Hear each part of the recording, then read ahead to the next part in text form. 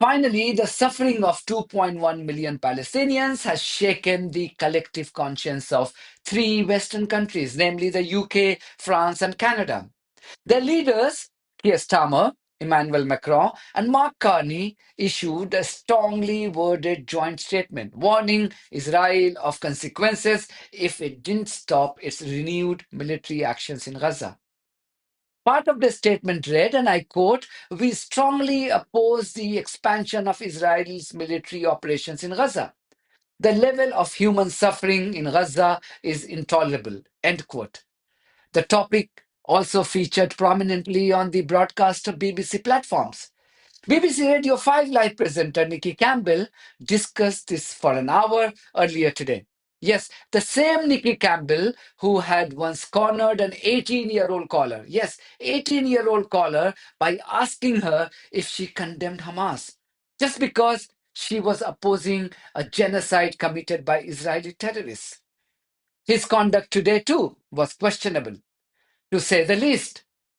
And I shall discuss that in greater detail. What was different today, though, that much to his disappointment, his guests, including Jeremy Bowen, BBC's international editor, and a UK based rabbi, exposed the rogue regime of Israel. Let's understand what's happening in Gaza right now. Tom Fletcher, a British national and the head of UN aid efforts globally, has said that 14,000 children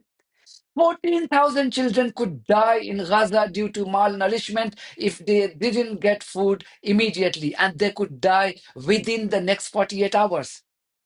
That's a grim warning coming from a British national, coming from the head of global UN aid. This is because a bloodthirsty terrorist called Benjamin Netanyahu has been allowed by the Western leaders to starve millions of Palestinians to death for nearly 3 months. Can you think of such an example in recent months or years whereby one terrorist has enjoyed the support of the wider West to starve millions of the population to death, even when their suffering has been live streamed? The real test of the words will be whether we can get that aid in. We are there on the border right now. We have thousands of trucks ready to go. We know how to do this. We've done it before, and we are demanding that the world back us in pushing Israel to let us get in and reach those people who are starving right now. And yesterday it was five trucks of aid that went in, not fit for purpose in this case. No, that's a drop in the ocean. And let's be clear, those 5 trucks are just sat on the other side of the border right now. They've not reached the communities they need to reach. And, let me describe what is on those trucks. This is baby food, baby nutrition. There are 14,000 babies that will die in the next 48 hours unless we can reach them. This is not food that Hamas are going to steal. No, we run the risk of looting. We run the risks of being hit as part of the Israeli military offensive. We run all sorts of risks trying to get that baby food through to those mothers who cannot feed their children right now because they're malnourished.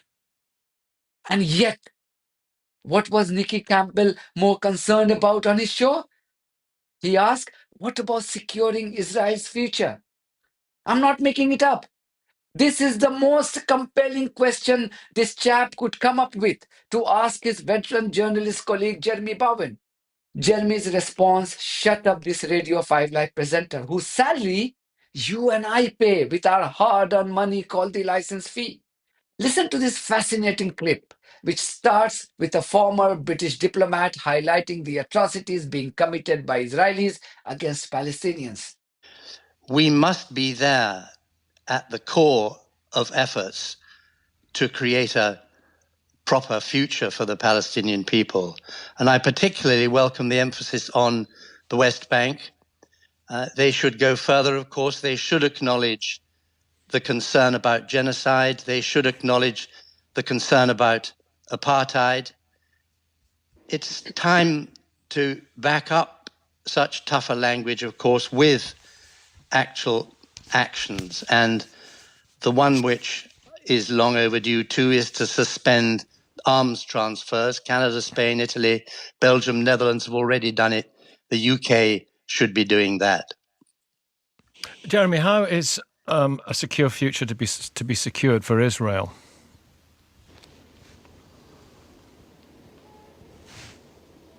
Are you still with us, Jeremy?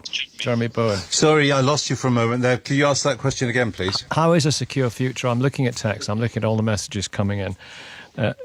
As ever, impassioned arguments on all sides, on all points in all points on the spectrum. How is a secure future to be secured for Israel? Israel's a secure country. It suffered a grievous attack on the 7th of October. It used its enormous military strength and huge support from the Americans to fight back and actually to essentially break Hamas as a coherent military organization. What's happening now in Gaza is essentially an insurgency where small groups have weapons and they try and pop out of holes in the ground or behind rubble to try and kill Israeli troops with very little success. Israel has the most up-to-date American weapons. It has the support of the US, and not just of the US. Those countries, including Britain, who have now criticized Israel, actually joined a military coalition to help shoot down Iranian missiles when they were aimed at Israel last year. Israel even has nuclear weapons, though they don't admit to it. So they are very strong. And they have a powerful economy, which is very high tech. So they've built up an extraordinary country. But what will? But how did they stop their kids being slaughtered at music festivals? Yeah, for example? what I would argue, and what many people would argue, including many Israelis, I have to say, is that the way you stop that is by making peace, having a political solution to what is essentially it's a war issue, but war is also about politics. Do Hamas want that? No, I think Hamas can't be part of any peace deal because they want the whole of the land.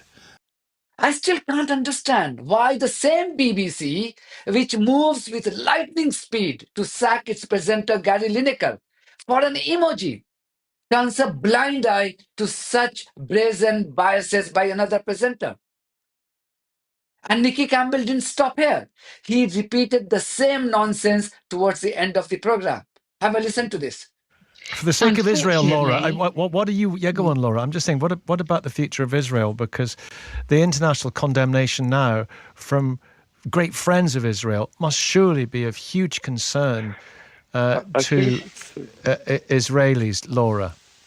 It is, but actually, paradoxically, I think it strengthens the hands of people, the majority of voters in Israel, who are opposed to the resumption of the war and also of the lack of stopping humanitarian aid, which is disgusting and seen like that. So I would imagine this. Often Israelis say, please help us.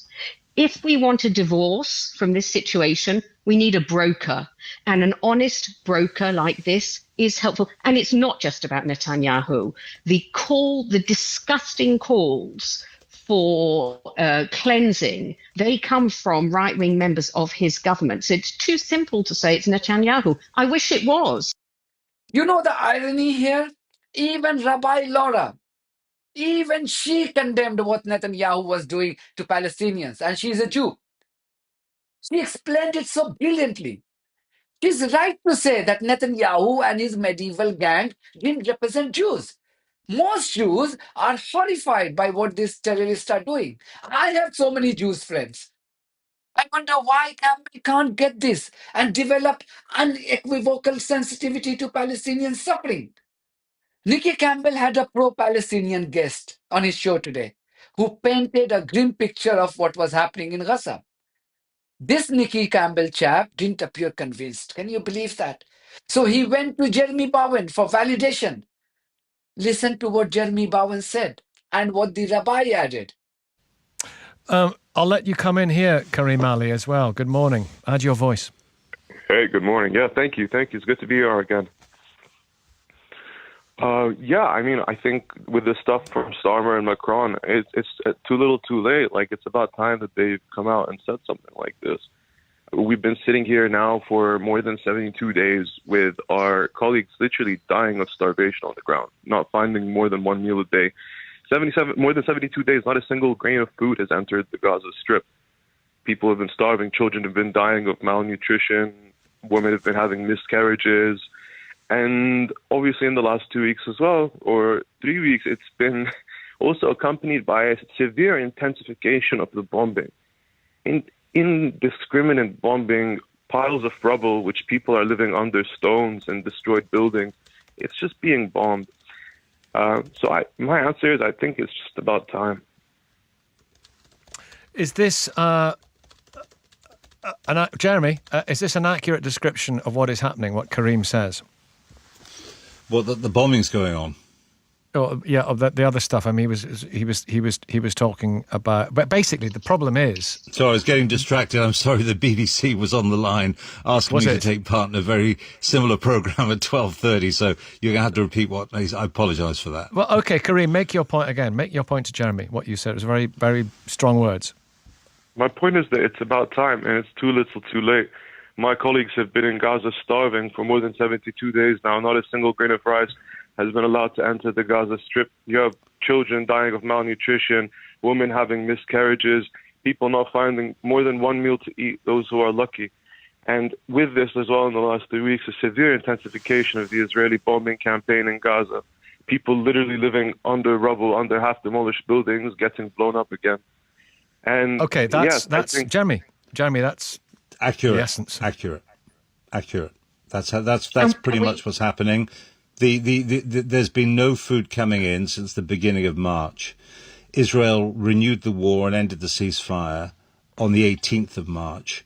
Since then, there are different estimates of the numbers of people killed, but it's in the thousands. And we also know this because of what we see in Israeli media and the reaction there, where there is the majority of people, and we also know that from polling, who want this to stop and who are also distraught at what is happening in Gaza. These are actions of a very right-wing government that does not represent the majority of the country's views now. My question to the BBC bosses is this. Why should we be asked to fund the fat salary of such biased presenters? If you can act against one presenter for an emoji citing impartiality, why must you be silent on another presenter showing disdain to the same so-called BBC values and impartiality? This program would have been such a nice tribute to Palestinian suffering had Nikki Campbell not spoiled it by asking those two distasteful questions and seeking validation from Jeremy Bowen on the Israeli atrocities. Is Nikki Campbell living in a cave? He works for the BBC, which has dozens of stringers and reporters in and around Gaza. And yet he pretends to be ignorant just because the Palestinians are suffering? Would he have done the same if he was discussing the suffering of Ukrainians?